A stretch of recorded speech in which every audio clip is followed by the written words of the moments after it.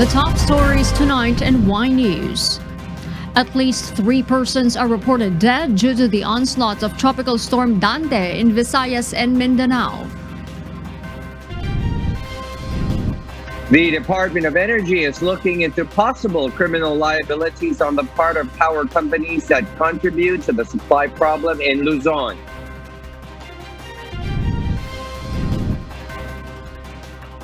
Senator Manny Pacquiao criticizes Energy Secretary Alfonso Cusi for prioritizing politics over power supply problem. The World Health Organization approves the emergency use of China-manufactured Sinovac vaccine. The Philippine government to hold a symbolic vaccination of economic frontliners and indigents. And a teenage girl fights off a large female bear to save her dogs.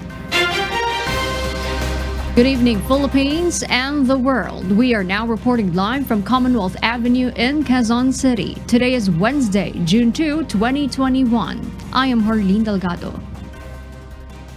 Join us in the next hour as we deliver today's top stories around the country and in other parts of the world. I'm Angelo Castro III. We are also seen in 1,935 satellite monitoring centers nationwide and via live streaming worldwide through the UNTV News and Rescue social media accounts and our website, untvweb.com. I am William Theo. First in the news. At least 3 persons are reported dead and 1 missing due to the onslaught of Tropical Storm Dante. Meanwhile, thousands of passengers are left stranded in several ports in the country. Victor Cosara reports. A 1-year-old boy in Davao de Oro was reported to have died of suffocation due to mud and debris, while a 71-year-old man died due to flash flood. A 14-year-old girl was also said to have died in South Cotabato, but the National Disaster Risk Reduction and Management Council, or NDRRMC, said they are still awaiting more details on the cause. The NDRRMC said it also received reports of 1 person missing and 2 others injured in Davao and Sorsogon regions. The council recorded 566 families or 2,642 persons affected in 18 barangays in Davao and Sorsogon regions. Of these, 158 families or 604 persons are currently taking temporary shelters in 10 evacuation centers. The Philippine Coast Guard meanwhile said it received reports that 3,007 passengers are left stranded in several ports in Eastern Visayas, Central Visayas, Calabarzon, Northeastern Mindanao, and Bicol regions. Of the total stranded passengers, 1,433 were recorded in Eastern Visayas, 411 in Central Visayas, 325 in Southern Tagalog, 44 in Northeastern Mindanao, and 794 in Bicol.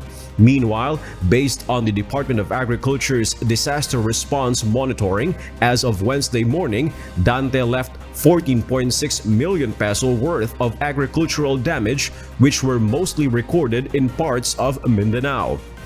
This includes 616 hectares of agricultural areas and 500 metric tons of production loss in Sorsogon and Caraga regions, which were mostly rice and corn yields. The weather disturbance also affected 447 farmers and fisherfolk as it continues to affect Luzon areas. Victor Cosare, UNTV, News and Rescue. We serve the people. We give glory to God.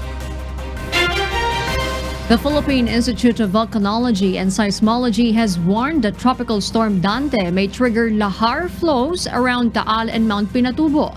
Meanwhile, the National Disaster Risk Reduction and Management Council assures that evacuation centers are well prepared for typhoon-hit residents. Marvin Calas will give us the details live. Yes, Marvin? Yes, Harleen, Tropical Storm Dante continues to bring heavy rains in other parts of Luzon, Visayas, and Mindanao region. Due to heavy rains, the Philippine Institute of Volcanology and Seismology closely monitors the possible lahar flow from Mayon Volcano, Taal, and Mount Pinatubo. A lahar is a violent type of mudflow composed of a slurry of pyroclastic material, mud, rocky debris that are deposited within the channels around a volcano.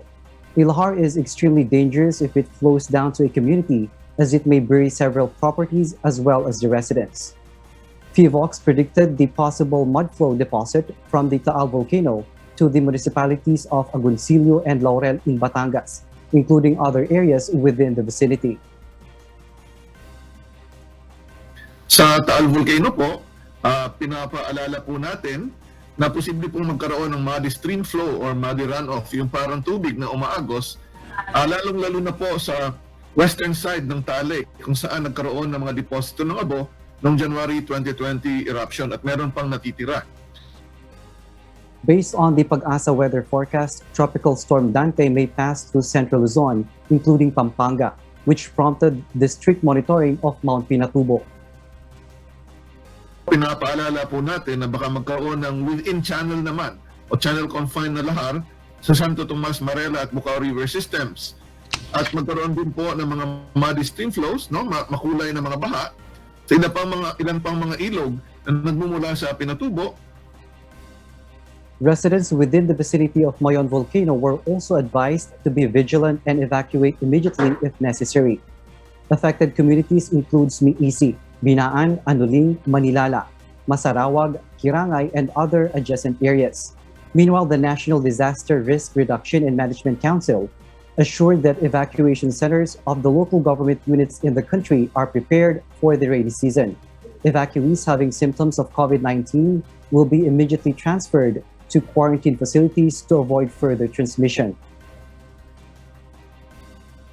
Pagdating doon naman sa evacuation center, dahil nga naihanda yung evacuation center in advance, alam din ng local government units kung gaano karaming tao lang ang pwede magstay doon sa isang facility considering the physical distancing requirements. Early, the NDRRMC had alerted all local government units to be ready in responding to the anticipated set of typhoons for the next coming months. That's our latest live. Back to you, Harleen. Thank you, Marvin Calas, for those updates. Meanwhile, Tropical Storm Dante is now moving westward and is heading towards the southwestern coast of Batangas. State Weather Bureau Pag-asa says as of 4 p.m. today, Dante was located over the coastal waters of Calapan Oriental, Mindoro. It has maximum sustained winds of 65 kilometers per hour near the center and gustiness of up to 90 kilometers per hour moving west-northwestward at 15 kilometers per hour. Tropical cyclone wind signal number 2 is placed over northern and central portion of Oriental Mindoro, the northern and central portion of Occidental Mindoro, including Lubang Islands, Batangas, Cavite, Bataan, the southwestern portion of Bulacan, the western portion of Pampanga, Zambales, the western portion of Tarlac, and the western portion of Pangasinan. Meanwhile, signal number 1 is in effect over Marinduque, the western portion of Romblon, the rest of Oriental Mindoro, and the rest of Occidental Mindoro, the western portion of Quezon, Laguna, Metro Manila, Rizal, the rest of Bulacan, and the rest of Pampanga, and the rest of Tarlac, the western portion of Nueva Ecija, the rest of Pangasinan, the southern portion of Benguet and La Union.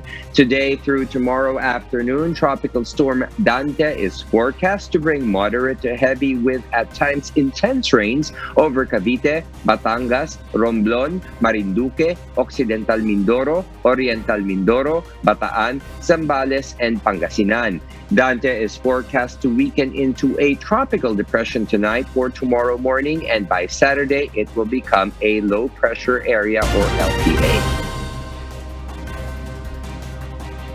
In other news, the Metro Manila Development Authority said they are prepared for the rainy season, saying there was no let-up in their declogging operations at drainages in the metropolis. Janice Inhente reports.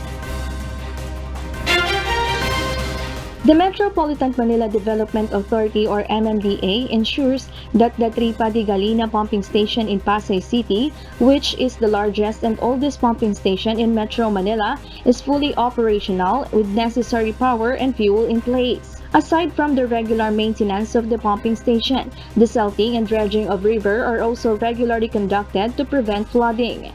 But it is still feared that pumping stations will be damaged in the future because of the amount of garbage thrown into the river.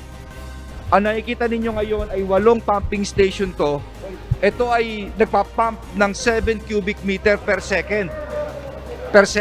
No? So dapat ito tuloy-tuloy. Kung hindi tumuloy-tuloy ito, magkakaroon tayo ng baha sa area na to. Ang problema, hanggang Makati pwede magbaha. Ang problema, humahalo ang basura.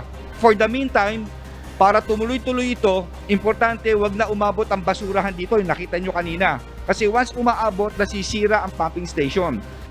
Abalos appealed to the public to properly dispose of garbage, which usually causes flooding woes. Ngayon, pinag-aaralan namin na makakaroon tayo ng mga garbage net. Doon sa ilog, magkakaroon ng mga nets, pinag-aaralan natin, para hinahango araw-araw, hindi na umabot dito sa pumping station yung mga basurang ito. Abalos also visited the ongoing construction of the perimeter retaining wall at Provident Village and Marikina City, which will help stop the sudden flow of water coming from Sierra Madre mountain range. According to Chairman Abalos, this is one area that they are monitoring because serious floods are often experienced here. Ang first line of defense parati is Marikina because of the waters coming from Sierra Madre. One of the protection will be these walls. Ngayon, sa tanda na rin ito, bumibigay po ito. Kaya ang ginawa po ng MMDA nung Marso ay talagang nilagyan ng mga bakal-bakal to para tumibay.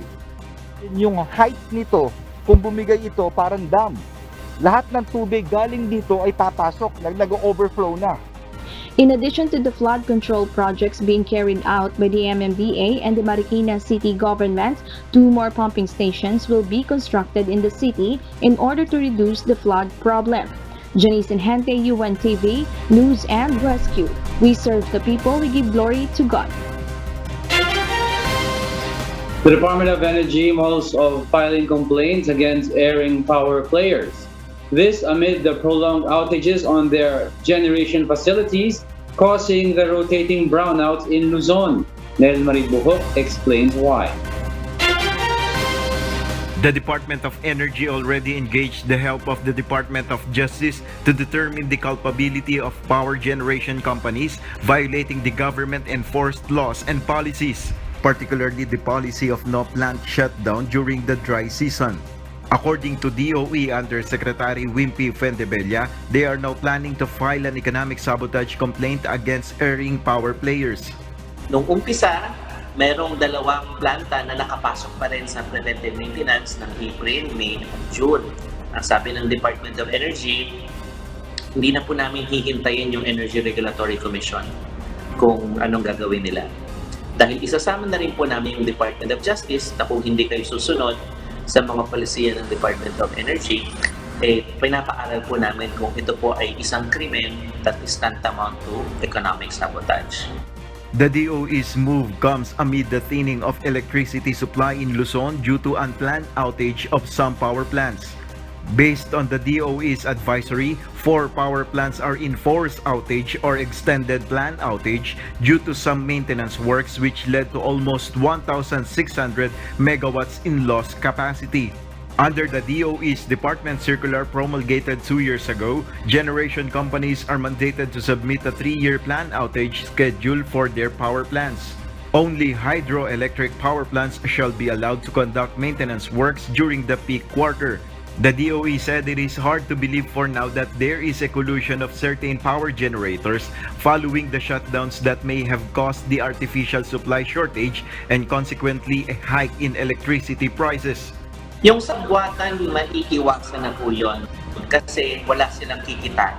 No? May dineclare tayong market intervention. Ibig sabihin, hindi tataas yung presyo. Hanggang 6.25 lang yan. The agency also assures no power outages will affect the COVID-19 vaccine cold chain storage facilities. Yung mga distribution utilities, inatasan natin. No? We have to protect the areas where the vaccines are. DOE Secretary Alfonso Cusi said they are doing their part to address the need for additional capacity in the Luzon grid. Hindi po ganun kabilis ang pagtatayo po ng planta, no? Kaya nga po from the 2017 up to 2040, nakaplano na po yung mga gagawing planta. At naghahabol nga po tayo, katulad nga po nitong GN Powers na Dinginin, no po, na dapat nakapasok na. This is around more than 600 megawatts. Dapat nakapasok nga po ito, na-delay lang po ito, dapat noong Mayo pa ito nakapasok eh. Nel Maribuho, UNTV News and Rescue, we serve the people, we give glory to God.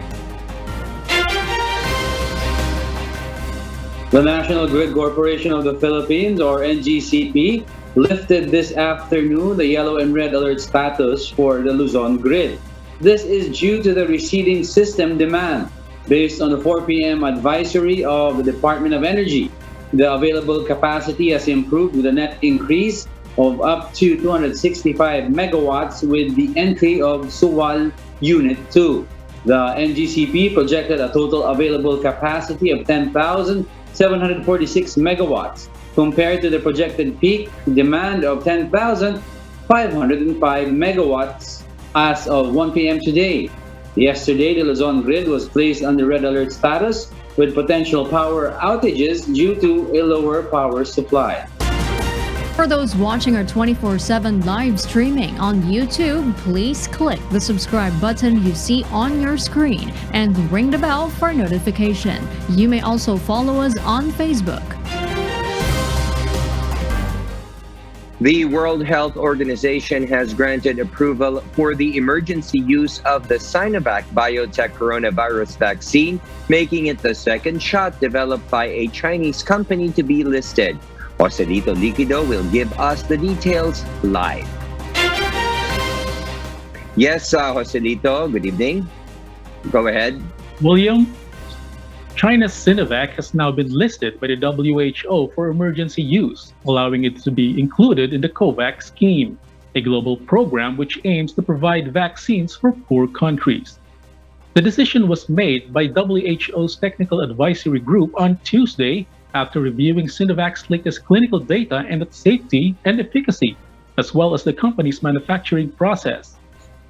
WHO Director General Tedros Adhanom Ghebreyesus said that the Sinovac vaccine will be suitable for low-resource settings due to its easy storage requirements and emphasized the need for these life-saving tools to be delivered quickly to those who need them.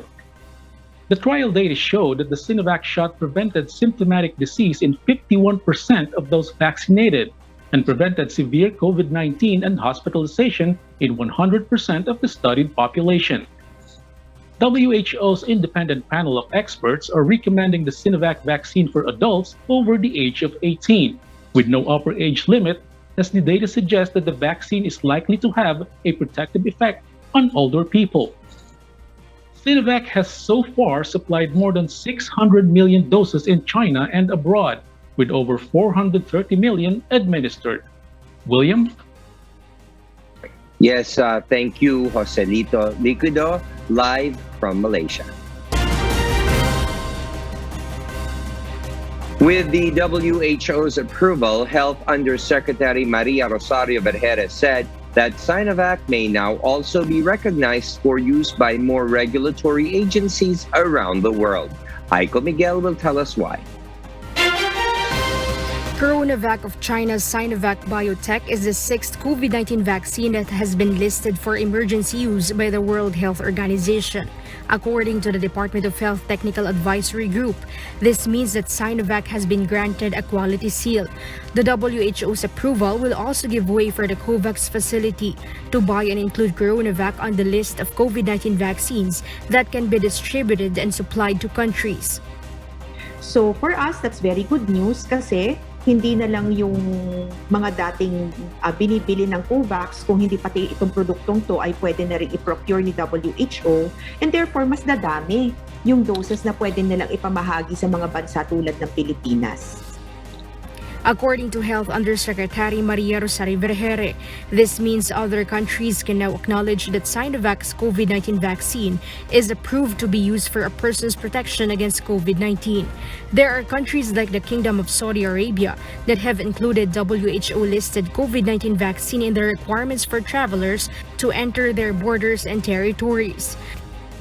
Meron ho tayong mga tinatawag na PICS at saka yung MRA, no, na tinatawag na Mutual Recognition Agreements, kung saan kapag ang isang bakuna ay nakapasok sa WHO EUL, it is recognized across countries already at mas mabilis pong nare-recognize ng bawat bansa na yan itong mga bakunang to. So it's going to be something of an advantage kasi yun po mga ginagamit natin dito mostly are Sinovac, and then it can be recognized as well in other countries. Hopefully, this will be one of the advantages of this Sinovac getting an WHO EUL. Meanwhile, Dr. John Wong of Epimetrics reported that only 50% of vaccinees come back to get their second dose. The DOH explained one factor affecting vaccine confidence is that some vaccinees still got infected with COVID-19 after receiving their first shot. But Undersecretary Vergere reminded that vaccine shots should be completed after a person recovered from the disease or after completing their quarantine period. Ngayon dun po sa mga nagkaroon ng sakit, na-expose, nag-quarantine at hindi po nakuha ang kanilang mga second doses, immediately after that you get sick and you are declared recovered, ibig sabihin pagkatapos ng 10 araw na isolation, wala nang simptomas o di kaya wala kayo talagang simptomas pero positibo kayo after 14 days of isolation, pwede na po tayong magpabakuna immediately after. Wala na po tayong bibilangin pa na araw. Meanwhile, the Department of Information and Communications Technology or DICT calls on local government units to update their vaccinist data. According to Undersecretary Emmanuel Reyca Intic, they will need these reports for their plan to issue vaccine passport to Filipinos. This will be discussed together with the Interagency Task Force on Emerging Infectious Diseases. This week, the DICT will have to finalize policies and guidelines for this. Importante po talaga i-akyat ninyo ang inyong mga vaccinated line list. Alam ko, hihirapan kayong kumpletuhin ang mga datos, pero important po because hindi ko palang pwedeng discuss ninyo ngayon, pero kailangan po talaga yan kasi magbibigay tayo. We are going into creating vaccine passports for international and sea and air travel and possibly contemplating on domestic travel. Hindi ko pa pwedeng i-share kasi pinag-uusapan pa lang ng maayos ang polisiya tungkol dito sa IATF. Last January, the DOH announced the planned issuance of vaccine passport as this will be part of the protocols to control the borders of each country around the world. Aiko Miguel, UNTV News and Rescue. We serve the people, we give glory to God. The vaccination for economic frontliners and the indigent population is set for next week. Meanwhile, Malacanang expects a boost on China's Sinovac COVID-19 vaccine following the WHO's approval. Rosalie Cos explains why. The Philippine government will conduct a form of symbolic vaccination for Filipinos who belong to Priority Group A4 or the economic frontliners and Group A5 or the indigent population. According to Vaccine SAR National Task Force Against COVID-19 Chief Implementer Secretary Carlito Galvez, the schedule is on June 7, Monday. This is to further speed up the vaccination campaign of the government. The Duterte administration eyes to administer 4 to 5 million doses this month. Meanwhile, Malacanang welcomes the emergency use approval issued by the World Health Organization for CoronaVac, the anti-COVID-19 vaccine produced by Chinese firm Sinovac Biotech. According to Presidential spokesperson Harry Roque, apart from the approval of the Philippine Food and Drug Administration or FDA, WHO has vouched for the safety and efficacy of CoronaVac. Malacanang believes the WHO's approval will intensify the vaccine confidence in the Philippines. Nagagalak po ako sa balitang yan dahil yan po ay siguradong makaka-boost ng kumpiyansa sa bakuna dahil nadagdagan po yung mga institusyon na nagsabi na ligtas at epektibo ang Sinovac na pinakamaraming ginagamit natin sa Pilipinas. The government has procured 25 million doses of Sinovac's CoronaVac, the second Chinese-made vaccine included in the WHO listing within less than a month. Rosa Licos, UNTV News and Rescue. We serve the people, we give glory to God. Personnel at the Ninoy Aquino International Airport received their first vaccine dose against the coronavirus disease 2019. CoronaVac, the vaccine manufactured by Sinovac Biotech of China, was used on the individuals. Asher Kadapan Jr. details why. Ninoy Aquino International Airport personnel working for One Stop Shop for the Management of Returning Overseas Filipinos or OSS-MROF are primarily exposed to COVID-19 infection. These include different government agencies and some other private organizations directly interacting with returning overseas Filipinos upon arrival in the airport. Dr. Roberto Salvador Jr., Deputy Director of Bureau of Quarantine designated in NAIA, explains that it is important that they are vaccinated against COVID-19 to reduce the risk of infection. Kami po kasi nandito sa operation ng airport, kami po yung tinatawag na border control. So kami yung pinaka-frontliner po, first po na magkakaroon ng exposure dun sa binabantayan nating nakakamatay na COVID-19. The government, on the other hand, heeded the need by allocating 1,500 doses of Sinovac vaccines. A mass vaccination for the airport personnel was immediately conducted today. Dr. Salvador further explains that employees are given the liberty in getting their COVID-19 jabs. But as NAIA noted, vaccine confidence of their employees increase. Kagandahan po ngayon sa mga tao, nakita nila talaga yung kagandahan ng vaccine. So, yung dati po, ang baba po nung mga gusto magpabakuna. Ngayon po, halos 70-80% po talaga nagpapabakuna na po. OSS Head and Transportation Undersecretary Raul Del Rosario, however, said that employees are being informed of the brand of vaccine that they will receive. Kung ang preference talaga natin is single dose para hindi na babalik. Pero irregardless sa atin kung anong available, kung anong mauunang vaccine na available, yun ang kukunin natin. NAIA have yet to know when the next allocation of COVID-19 vaccines will come to vaccinate the rest of their 7,000 employees in the airport. Asher Kadapan Jr., UNTV News and Rescue. We serve the people, we give glory to God. Medical experts are discouraging the public from undergoing antibody tests after receiving a COVID-19 vaccine. Ray Pacquiao will tell us why. Lawmakers in the House of Representatives raised the alarm after knowing that some vaccinated individuals use antibody tests to confirm the level of protection provided by the COVID-19 vaccine. During the hearing of the Committee on Health earlier, former DOH Secretary and Iloilo Representative Janet Garin said that the results of antibody testing may only cause confusion. What's happening is that vaccinated people are testing themselves right and left with serological tests or antibody tests. Some are quantitative, others are semi-quantitative, many are qualitative. Ito po yung mga rapid antibody tests na naiwan. At kapag nagdi-negative ang kanilang resulta, nagbibigay ng dagdag na pag-aalinlangan dun sa mga iba na dapat magpabakuna. Health experts noted that the available antibody test cannot fully interpret if an individual is protected against the virus. We're waiting pa for more accurate and more precise tests in the future, but the current commercially available tests have been produced in an effort to measure response to natural infection. Some vaccinated individuals also begin to have antibodies after 2 months. The DOST also noted that aside from antibodies, cells play a vital role in fighting the virus. In fact po, ang lumalabas na pag-aaral ngayon, doon sa mga tao na nabakunahan na bumababa ang antibodies, pero sila ay protected pa in the sense di sila nagkakasakit. Maaaring ang pumapasok dito ay yung cellular part na, yung mga T cells o yung mga memory cells na ang gumagana. Kahit mababa po yung antibodies nila, protected pa rin sila. DOH Undersecretary Maria Rosario Bergere said in a statement that even the United States Centers for Disease Control and Prevention does not recommend antibody testing after getting vaccinated. Vergere also assured the public that all vaccines with emergency use authorization have undergone rigorous regulatory process to ensure they are safe and effective against COVID-19. She also reminded the public to still follow public health protocols even if they are fully vaccinated against the viral respiratory disease. Ray Pelayo, UNTV News and Rescue. We serve the people. We give glory to God.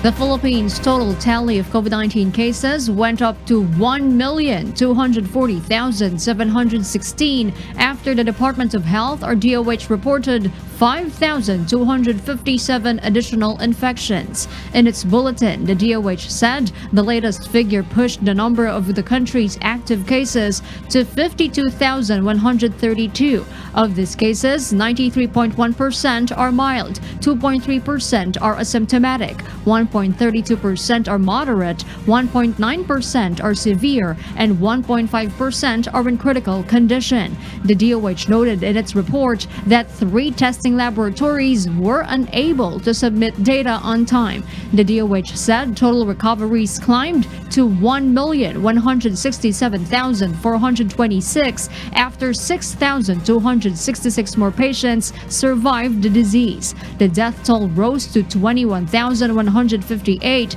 with 146 new fatalities. And for the news abroad, the largest meat processing company originating from Brazil suffers from a cyber attack affecting its international supply network. Marvy Dolphin will tell us why live. Marvy? Kath, the world's largest meat processing company, JBS, has been hit by a complex cyber attack, which the company believes to have originated from a criminal organization based in Russia. The ransomware attack has significantly caused disruptions in operating plants based in Australia, Canada, and the US, and have all been temporarily shut down since. According to Karine Jean-Pierre, the White House has already started taking action against the attack. The White House is engaging directly with the Russian government on this matter and delivering the message that responsible states do not harbor ransomware criminals. The FBI has also been called in to investigate the said threat. JBS said in a statement that the attack will take time to be resolved, which will cause further delayed transactions with certain clients and supply networks, including the large end user, McDonald's. While operation plants in the US, Canada, and Australia hold investigations and compensations due to the disruptions, the South American company is currently not affected.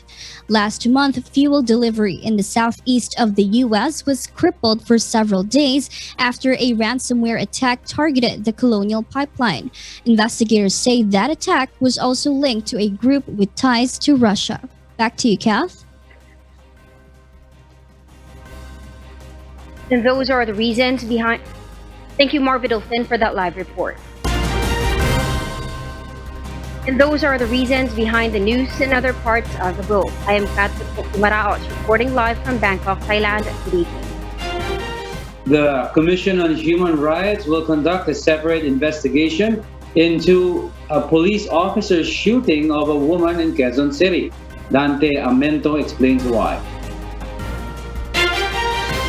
Commission on Human Rights spokesperson Attorney Jacqueline Andigia says that the shooting incident in Quezon City appears to be a repetition of what had happened in Tarlac province last year. Police Senior Master Sergeant Junel Nuesca shot dead Sonia Gregorio and her son Frank. Meanwhile, Monday night, May 31, Master Sergeant Hensi Zinampan fatally shot Lilibet Valdez, 52 years old, using his service firearm in Quezon City. Ilang buwan pa lang nakakalipas mula nung Nuesca incident noong Disyembre. Halos pareho yung circumstances, di ba? Isang matandang babae, kabilang sa vulnerable sector, kaya tayo nagsagawa ng investigation. Bukod pa na yung alleged perpetrator ay isang pulis. Digia stresses they have to closely monitor the development of the charges against the suspect to assure justice will be served and financial assistance will be provided for the family of the victim. though PNP Chief Guillermo Eleazar has already vowed to file criminal case and the dismissal from service of the erring cop. Thus, the CHR will also include in its separate investigation whether the PNP manual of operation is strictly followed. This includes the proper discipline in using issued firearms to the PNP personnel. Based on the viral video of the incident, the suspect simply approached the victim, pulled her hair, and then shot her on the neck. The CHR worries because it was done in front of the children. Nakita rin natin very brazen sa harap ng mga bata. And then, away na personal. So, kailangan na namang tignan natin kung ano yung magiging hakbang ng Philippine National Police talaga para linisin yung kanilang ranks. Meanwhile, PNP Chief General Guillermo Eleazar said that the policemen are allowed to carry their personally issued firearms, but also reminded his personnel to properly use their guns. For the personally issued the firearm, even if you're off duty or going home, police ka pa rin. At any time, along the way, there might be crime incidents happening na kailangan na i-responde. But bottom line is that may baril ka, dapat alam mo kung paano gamitin yan. At papanugutan mo kung sakaling hindi mo ginamit yan sa tamang paraan. The PNP Manual of Operation states that the use of force should be reasonable and proportion, and it should be used as last resort. Dante Amento, UNTV, News and Rescue. We serve the people. We give glory to God. Amid criticisms against the police force, the chief of the Philippine National Police believes good cops still outnumber few rogues in the ranks. Lea Ilagan will tell us why.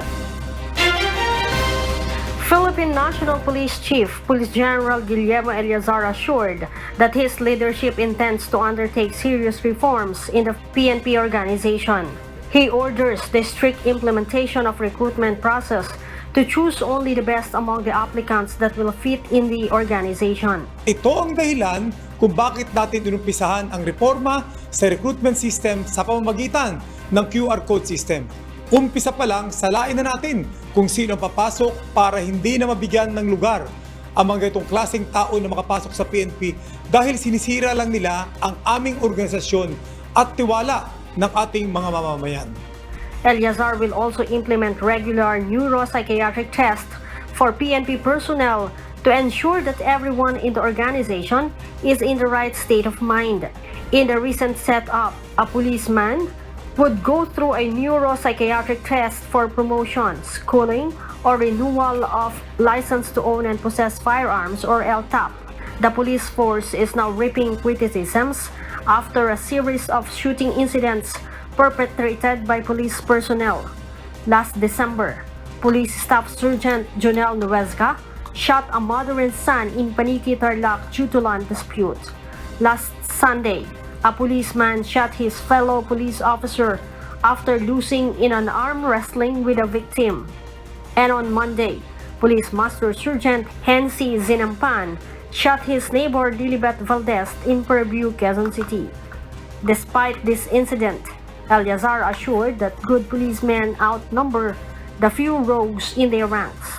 Eleazar also sought the public's help in weeding out scalawags from the ranks by reporting it through the PNP hotline. Lea Ilagan, UNTV, News and Rescue. We serve the people. We give glory to God. Amid the ongoing rift in the ruling party, Senator Manny Pacquiao took to the Senate plenary to call out Energy Secretary Alfonso Cusi.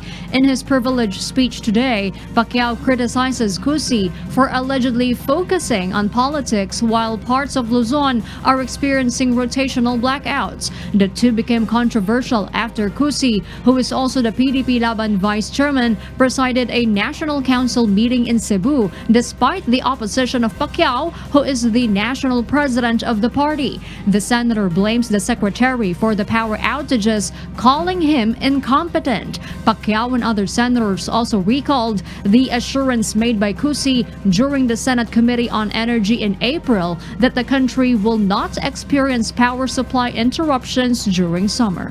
Ang nagkulang talaga dito yung sekretary. Ang secretary talaga, Secretary Cusi, dahil ikaw ang namuno, ikaw ang secretary ng department ng energy. So, kung ano mang mga problemang ganito, ikaw talaga ang may problema kasi you can exercise your power to solve the problem. Ang akin dito, Mr. President, is gusto ko lang na kahit kasama kita sa partido, ang intention natin is para sa taong bayan. Pacquiao says if he were the president, he will remove Cusi as the Energy Department chief and even insinuated that the secretary should resign from his post. However, the senator says it is all up to President Rodrigo Duterte whether to fire him or give him a chance. Pacquiao then clarified that his frustrations are not because of their ongoing rift within the party, but because he wants accountability from Cusi being the energy secretary. Hindi naman po dahil sa may kami ni Secretary Cusi, may alitan kami sa partido namin.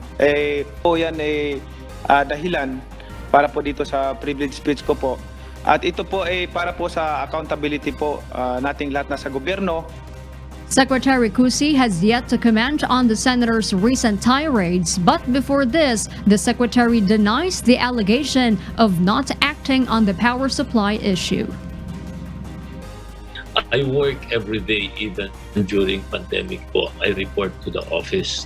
And talaga po, niintindi natin yan. I'm aware of the responsibilities. I'm aware of the importance of energy, and we're making sure that it is addressed. Meanwhile, Senate Committee on Energy Chairperson Senator Sherwin Gatchalian is planning to call for another hearing for the Energy Department to explain the power supply interruptions. President Rodrigo Duterte renewed his appeal to the public to get vaccinated against COVID-19. In a recorded video message, he encourages those who are already eligible to be vaccinated and avail the shots as soon as possible, particularly those who are included in the priority groups A1, A2, and A3.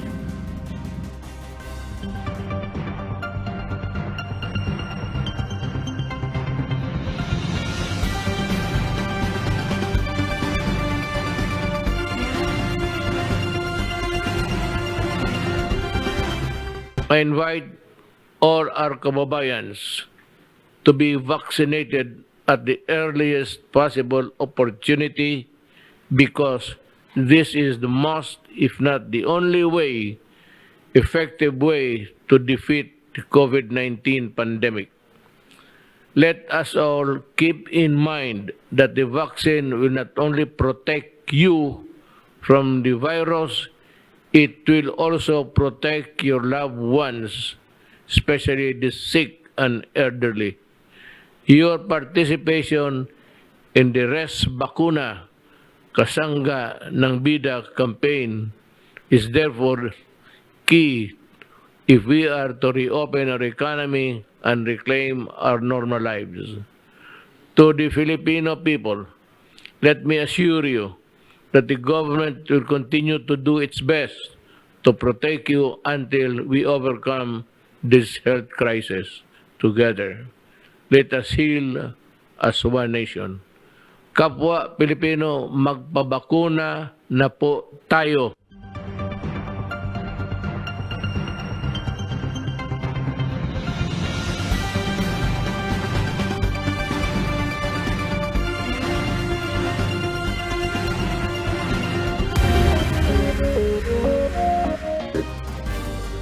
And because we need to know, we will always ask why. I am William Theo. We serve the people. We give glory to God.